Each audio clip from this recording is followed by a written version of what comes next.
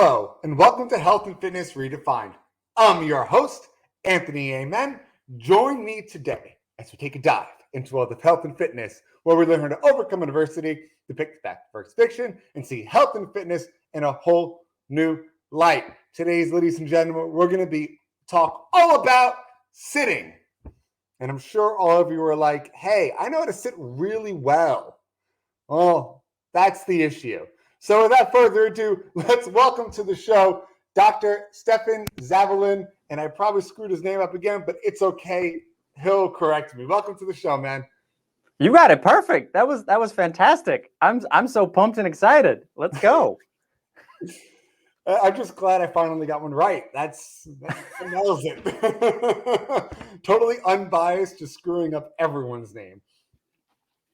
It's fair. It's all right. And plenty of people screw up mine. As soon as they see a Z, they go, oh boy. Yeah, it's not a J. But anyway, let's talk about you, man. So tell us about yourself. Take us way back. Why did you want to talk about sitting? What kind of got you into the field? I know we were talking a little pre-show. You were a trainer, or deciding between being that and a gym motor, became a physical therapist, did a little OT, now kind of don't do any of it.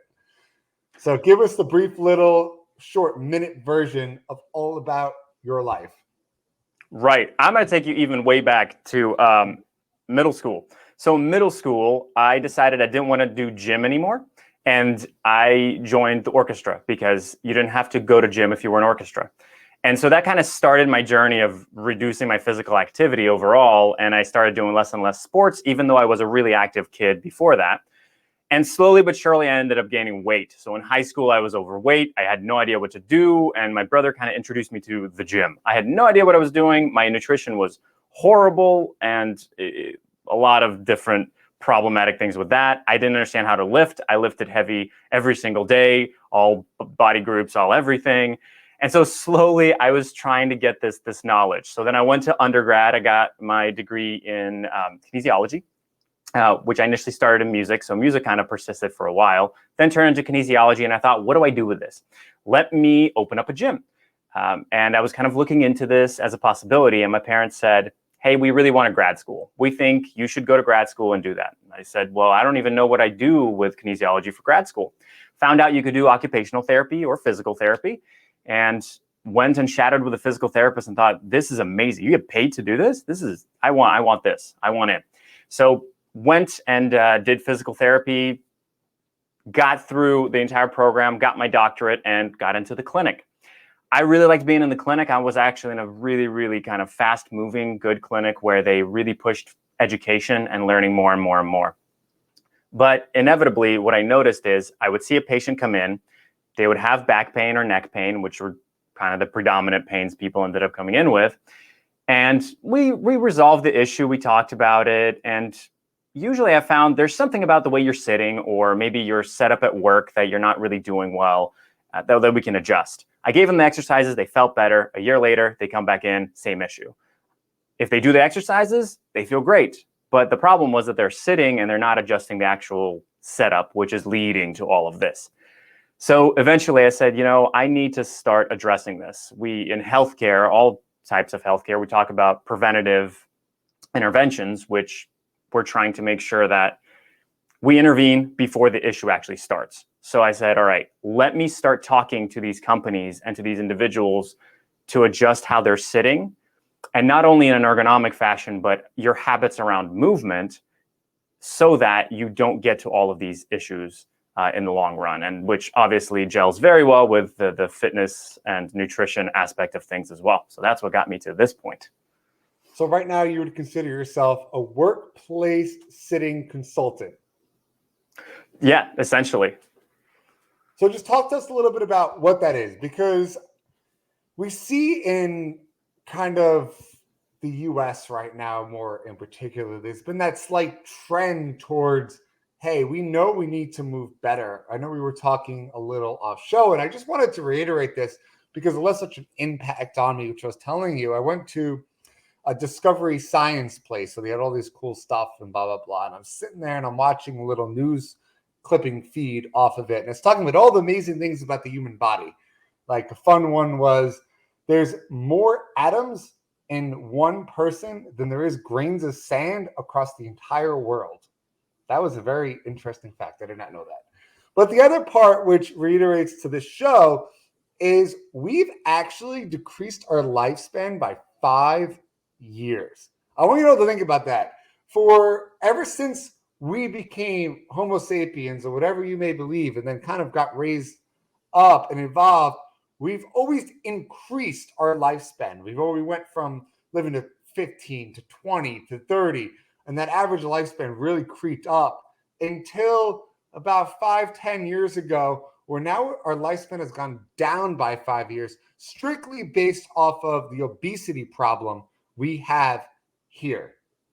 That's mind-blowing. It is. And we don't obviously know how we're going to keep trending with that. That's the other part. But to jump off of that with some other statistics that are a bit more shocking, and maybe this is why they don't put them into a children's museum. I don't know. The Discovery Museum we have here is they label it as a kids museum. But it's a lot of kids. Yeah, it's fun. Science is fun. I enjoy it very much as well. But so you asked me about this problematic aspect of sitting. So there are a couple of stats out there as far as how much we're sitting. In general, it seems that U.S. desk workers are sitting around 13 hours a day. This is not including sleeping, which may seem like, what? How is that possible? But really, if you just kind of add up all the time that we're sitting throughout the day, half an hour at breakfast, half an hour on your commute, you sit at work for about 7 hours is the average, according to the Labor Bureau, then half an hour for lunch. Most of us don't stand while we're eating, which you really shouldn't for digestive purposes. But then you sit, you come home, you sit for dinner, you sit watching TV, you sit the entire time. So it's averaging out to about 13 hours for US. Global averages are actually somewhere still around 12 or so if we're kind of looking at those desk jobs, which so many of us have. Even as a gym owner, you know that you're spending a lot of time at a desk as well, recording the podcast and working on all these things. So is that bad? Is 13 hours really that bad? So there's been some interesting, several studies coming out of Australia where they said about 6 or more hours of sitting is going to increase anxiety and depression, or the risk of that. 8 or more hours doubles your risk of cardiovascular disease, and that's our number one killer. So okay, we're hitting that. And now to your point of decreasing life expectancy, 11 or more hours increases risk of premature death by 40%. In that study, it was 60% for women. One more time. Yeah, 11 or more hours of sitting throughout the day increases the risk of premature death by 40%. That's mind-blowing. And I don't know how related this is, and I want to throw this at you because it was so intriguing. I love documentaries. Big fan. So we're watching one on the ancient Greeks, right? And it was talking about their life expectancy. And I want to tell you something. My preconceived notion of their life expectancy was completely wrong. I just thought average age was, I think it was like 32, 33 years of age. Most people just died around that age. That's actually not true. Most people didn't die at that age. What happened was a lot of people died, I think they said before the age of 20, from a lot of diseases that killed the younger kids. But if you made it past 20, your chances of living to 70 were 3 times more likely. 3 times. So not a lot of people died between the ages of 20 and 70. It's just the average was so low because so many people died before the age of 20. And I'm bringing this up because they weren't really sitting back then. Like ever. That's right. As I was getting into some of these, and I've written several articles on this, and I was putting it together, I had this realization that being in the school system, it's kind of like having a desk job, really. You're forced to sit the entire time. Maybe you get a little recess early on, but especially in high school, nobody forces you to really do it. We had gym for one semester. Of the 4 years, I had gym for 1 semester in high school. But anyway, you're sitting. Then I went to undergrad, sitting, grad school, sitting. By the time I graduate and get to choose what job I do, I've been trained to sit for 2 decades. essentially at that point. And then I go, oh, and the reason I picked physical therapy, another huge reason was I get to be on my feet all the time. I don't have to sit. But it's part of the culture and of the work that we're doing consistently that we sit. It's even in our language. We say like, grab a seat, sit down so we can get started. It's there. It's strewn in. I couldn't agree more. And I know I've talked about this at a really, really early show, but I think it's long enough I can talk about it again, where I was going for physical education. I know it's a lot shocker to a lot of people. I quit halfway through my master's because owning a gym just seemed like more fun. But one of the things I had to write a paper on and kind of study was they did a test. I'm going to screw the state up, so I'm going to have to look it up and put it in the show notes. I think it was Illinois. Don't quote me on that. But they were testing the effects of PE and students' grade point averages. And what they showed was if you had PE, the class before the subject you were struggling in, you were way more likely to succeed and do well in that class. So what they started doing was they took that theory of doing it before and they worked with all the kids and put PE right before. And then some even took it a step further, did PE, that class, another PE session. And their students not only were healthier, the grade point average off of that school tripled. Wow, tripled. Yes, tripled. Like you, I mean, your generation, you said you had it one semester. For me living in New York, it was every other day. And PE started, I know it's worse now because I went to go be a PE teacher, but it was starting to become a class where, yet again, you were sitting because they wanted to put curriculum to it. They wanted to say, take tests. Literally the point of PE is to move. And they're saying, no, we can't grade that, so you have to sit. Welcome. Right. I agree. And I think that for us, they ended up doing, it was like a health and wellness. And so they truncated it to where one semester was in the classroom and the other semester you actually went out and moved. And it was always funny to me because every single person that I knew, every single classmate that I had, even people that might have been overweight, were so excited to go and move because they're like, finally, we don't have to be in a classroom. And where I'm going, can we listen to the kids? Like their bodies are telling them, please move.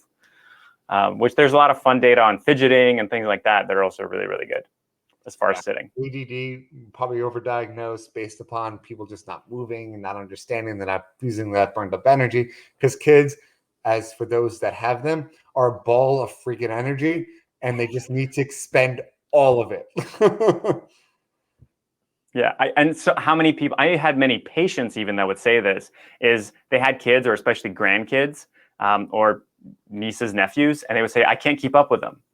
Right. It's just like they have so much energy. They're always running around. And I'm like, well, you're a big adult. Why can't you keep, like, you should be able to. That tells you have a problem. You're not moving enough. You're not conditioned enough to do it. Because for years and years and years, we've been sitting. So let's take it back. So you blew me away with that stat. I'm just going to reiterate one more time. 11 plus hours decrease your life expectancy by 40%. And you're putting the onset, you said, for cardiovascular disease after 8 hours, you increase your odds of dying from that, which cardiovascular disease still in this year, out of 2020, for everyone that flipped out, and I understand, but cardiovascular disease still killed more people.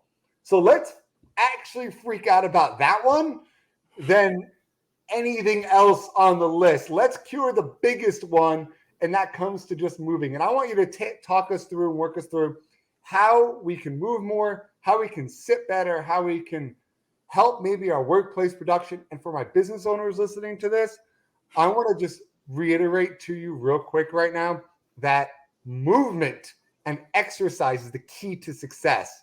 I can't stress this enough with a lot of people. You have to work out. You have to move. It helps your brain function better, and your business will succeed so much more because you're taking care of you. But I don't want to talk about it. I want you to talk about it.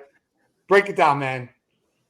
All right. Well, you bring up a good point because inevitably what people jump to, the first thing is they go, oh, well, if I sit 13 hours, I'm just going to go exercise. I'm going to go for a walk, and that will take care of all of it. I'm sorry to say it doesn't, because they did actually cross-reference all those statistics with people that exercise and didn't. It didn't matter whether or not they had even up to an hour of exercise. the problem is you're sitting too much. So I'm not saying don't exercise. Please do. It's incredibly beneficial. And a lot of the things that even cardiovascular disease, it improves it if you do exercise. But understand that you're still fighting the detriment of all of that sitting that you're doing. So can we find ways for you to reduce the sitting? So if you are at a desk job and you're sitting, a lot of people go, well, I have bad posture and my posture always sucks. One of the best things you can do really for your posture is just get up and move, because that's going to let you reset. The common question is, what's good posture for sitting? What's bad posture for sitting? There technically isn't good and bad posture. Let me explain that real quick. Your body's able to get into those postures. That hunched over, forward head, rounded shoulder posture, that's a posture you can attain with your body. The problem isn't the posture, it's that you're spending hours and hours in that same posture. So when we say good posture, we usually end up meaning, oh, I'm sitting up straight. You're in this neutral alignment where you're less likely to stress anything. And so you can sit there for a longer period of time without causing pain. So we nickname it good posture. But the best thing you can do is get up and move. So the next question is, how often should you get up and move? So this is where we're going to get into a little bit more of that physiology. And really, it should be ideally every 20 minutes, but I'll settle for every 30 minutes. As you're getting started, maybe it's every 45 minutes, every hour. But at 30 minutes or so, the blood flow to your brain actually is decreased. So even if you think you're being very efficient at your work, it's likely that you're not. If you were truly zoned in, after about 30 minutes, you're good to go. 20 minutes, actually, the enzymes in your muscles start to break muscles down. They start to be expressed more to start breakdown of the muscle tissue. It's not that the tissue is being broken down. It doesn't happen that fast. It's just that you're having that gene expression begin. And then fat enzymes that help us process fat can drop down in efficiency as far as 90% within those 20 to 30 minutes. So the idea is get up more frequently. It doesn't have to be for long. One of the studies found that even as much as 2 minutes is great, but I say start with 30 seconds, because even 30 seconds is better than zero and you not breaking up that sitting whatsoever. So first, break up that sitting. The next part is find things that you can do standing up. So many of us can be on phone calls. My go-to habit now, as soon as there's a phone call, walk. It's pretty easy to do, or stand if you can't walk around it in your office or whatever it may be. If you can get a standing desk or do video calls in a standing position, fantastic. Add in a little bit more of that standing. So you're not changing what you're doing. You're still doing your work. You're still being productive, but you're reducing how much you're doing of that in sitting specifically. There's a lot we can go into how to set up your desk. My biggest thing is make sure it's not cluttered. And I don't mean the surface of your desk. I mean around your desk. Make it accessible to movement. So if you feel, oh, my back, I really want to get into a yoga pose or do a couple of squats to kind of get everything moving a little bit better, you have the space to do that. But realize your body just likes movement. If you go and you're working from home and do the dishes, that's still movement. You know, walking around, going up the stairs to carry the laundry is still a movement break. It doesn't have to be exercise, so that we don't have to do more and more and more exercise to try to counter all this sitting that we're effectively dosing our body with overly. That's you dived in there. I loved it. I was just absorbing all of it, just a little bit movement breaks. I want to talk to you about my philosophy, and I know you're going to be totally on board with this. I call it the radius rule, and this is a great way to start moving. What that means is I'm going to pick something really significant. Maybe just start with 0.05 miles. Really, really small. Now, that's what my starting base. I refuse, and I mean refuse, to drive anywhere that's within that radius. I have to walk. It's my radius rule. So whether it's the same shopping center and those stores down like 5 stores down, so I'm not going to drive my car there. I can't. It's inside my radius. And then once I get comfortable with that, I'm going to bump that up. Now it's 0.1. Now it's 0.2. Now it's 0.3. And eventually for myself, it becomes 0.5. So anything within half a mile, I can't drive. And people look at me like, just drive it so much quicker. I was like, no, you don't get it. Once I give in to this rule that I have for myself that I preach to all my clients, then one, I look bad. Two, I'm not practicing what I preach. So, I mean, I have to keep to it. Otherwise, I'm just going to keep not doing it. There's only one exception. If the weather's horrible, where, I mean, like you're going to die walking outside, or just road conditions, like I have to cross a 4-lane highway, bro, no. That's it, though. Everything else just kind of, it's a great way to start moving again, kind of like you were talking about. What's your opinion on that? I love it. You perfectly demonstrated another point of all of this is that when we try to get into these habits, and this is all about habit formation at this point now. We go, I'm going to change everything. I'm going to start working out an hour a day. I'm going to start eating clean. I'm going to drink all the water in the world and sleep for 24 hours a day, whatever it may be. We just jump into it crazily, as opposed to starting with something very small and very doable. So it could be as little as, I am now, if you're going into work, I am now going to take the stairs and I'm not going to take the elevator. And that's it. For a month, that's literally the only thing you do. It's fine. Everything else you can do exactly as you're doing. And then you sort of build slowly on that habit. The one that's very similar to the radius rule that you're saying is, I tell people that if you want a support system of your friends, start a challenge of take a picture with your mailbox. Because just walking out to the mailbox, well, I got to get my shoes on. I got to walk out there. Okay. Some of you might start going for a walk, but that's a lot easier than going for a full mile. It can build up to that. And there's many different ways. I love the radius rule. I might end up using it. Unfortunately, I don't think I have anything half a mile near me that I would need to walk to. But other than that, we did that. I just came back from DC and we basically walked absolutely everywhere there because it was so much more accessible. I was just telling you, we're just in the Carolinas and that was it. It was just walked from 9 a.m. to like 12 p.m. You would have been super proud of me because my feet were killing me at the end.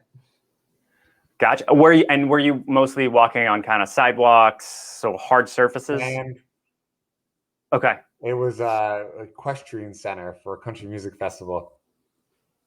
Gotcha. So a lot of sand, some concrete, some everything.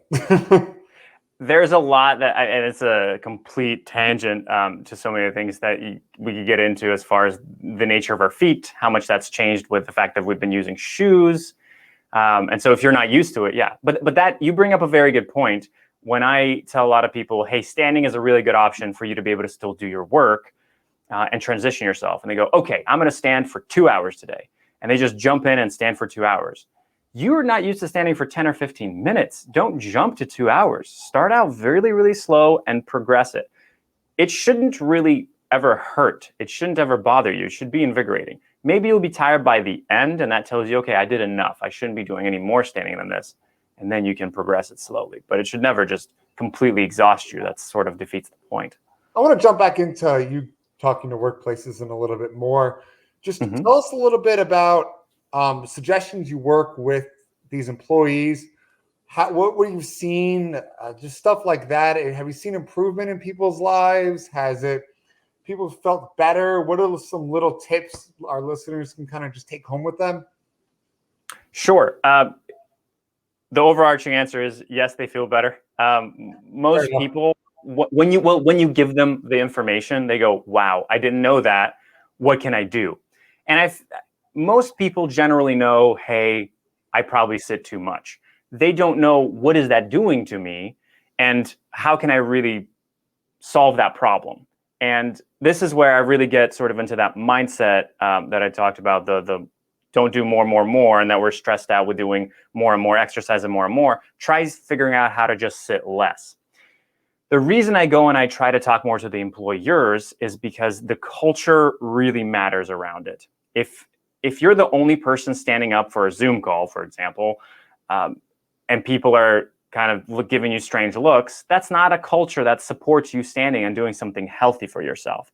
If people are encouraging and going, hey, that's a really good idea, maybe I should do that, or if your whole team stands for the first 5 minutes of their Zoom call, that's a culture that's starting to support these healthy lifestyles, and you can then add in other little things that work. The easy parts, of course, is you can take a break and stand up and stretch.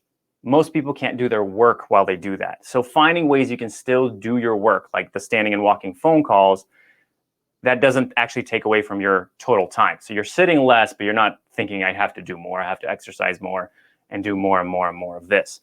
The stairs are obviously a great option.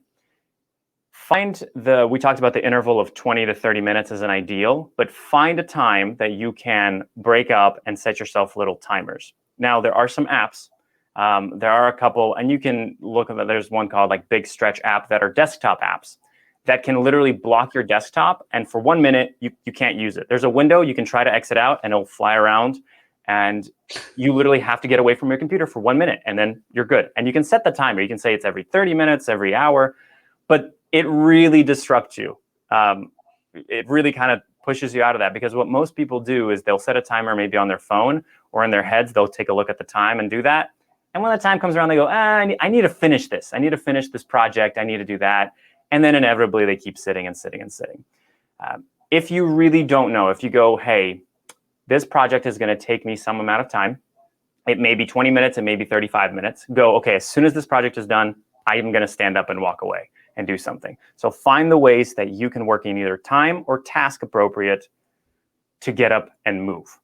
All right, that's I know I'm getting back to that movement side of things, but that's really going to be the best thing to reset your focus, reset your posture, and get you into that mindset of, okay, I can now work a little bit more efficiently than that. I just want to ask a question that's bearing in my mind if I were an employee, and I just wanted to hear your answer. So what if you're an employee of a company, you're listening to this and you're like, wow, this is so true, I need to do this. But like you were talking about your workplace culture and maybe the employer isn't on board, what are some suggestions you can give to an employee to bring that to a company to help their workplace out? Because it's going to be impossible to do if, like you said, no one else is moving. The employer expects me to be sitting here working for X amount of hours. Talk to us a little bit about that. Sure. And a lot of what I do is I end up talking to the employers to help them with that. And employers really care more about the statistics. It's the true nature of it. We understand that employers are going to care more about productivity and output. Employees are going to care about, well, our health is what we're really concerned with.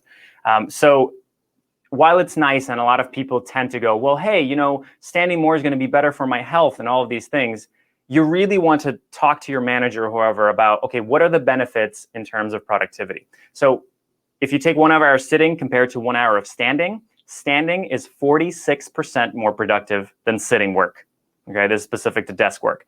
46% is huge. Now, that doesn't mean that you're going to stand for all 8 hours, but understand that if you can bring that to their attention, they will go, okay, so now there's some merit to this. We can trial this out. The other part is you can always be the leader. You can always be the one person as the employee to start standing or to bring these things up. But if you can bring it up to them and to show them that, hey, look, standing for 10 minutes basically resets your focus, great. Maybe you start the 10 minutes of a meeting or even a one-on-one session walking or moving in some way. And inevitably, people will see that difference and that change. And there's a lot of data around the different statistics of cost related to people sitting too much. Over $500 million in a year for different industries, and even higher than that. It's billions across the entire globe of, it's not just us sitting too much, but it's all the problems that come out, all the diseases that come out from sitting too much. And these are costs that insurance companies have to pay, but inevitably the actual employer also has to pay. So it definitely, my little catchphrase is, it affects their bottom line and your waistline because of how it works. So bring that to their attention. Bring the attention that it improves productivity, it decreases sick days, it helps people actually work better and less cost to the employer.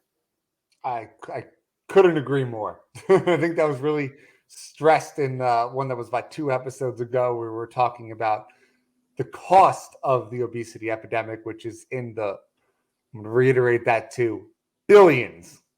So if you're a money person and you're all about let's save the bottom line, your waistline is contributing to the billions of dollars a year we're paying for our obesity epidemic here in the US. And that is global at this point. Yes. And so much of it, as we're seeing some of these processed foods and work habits as they sort of transition to other cultures, you're seeing it more and more and more. And granted, I'm not a nutritionist, but nutrition is a second passion. And I see all the problems that we have with processed foods. And it definitely plays a huge role into it. It's not just, if you move more, you'll fix everything in your life. That's not quite it. And then mental health is this other portion that's really rising for us, of how stress and it inducing inflammation and all that. You talked more at length at a recent episode about that as well. So there's a lot to it, but moving definitely helps.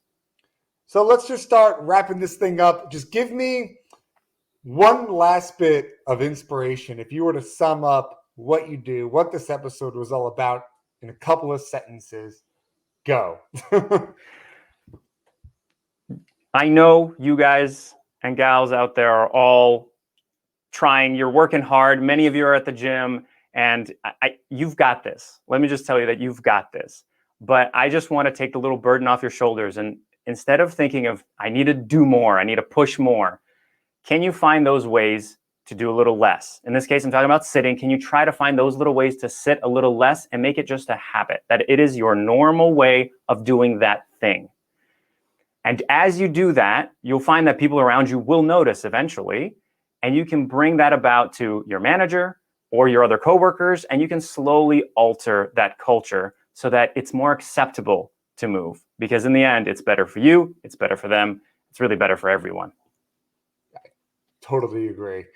And then, of course, before I ask if people can find you and get a hold of you, I just want you to do a brief 20, 30-second talk. You were mentioned pre-show you're doing a TED Talk. Yes, I'm doing a TED Talk on December 4th in Vancouver, and it's basically around this idea that employers need to address this cultural shift of not just buying a bunch of equipment, and really making sure we address the culture of sitting less, not exercising more, and that they actually help employees to do so, as opposed to just telling them.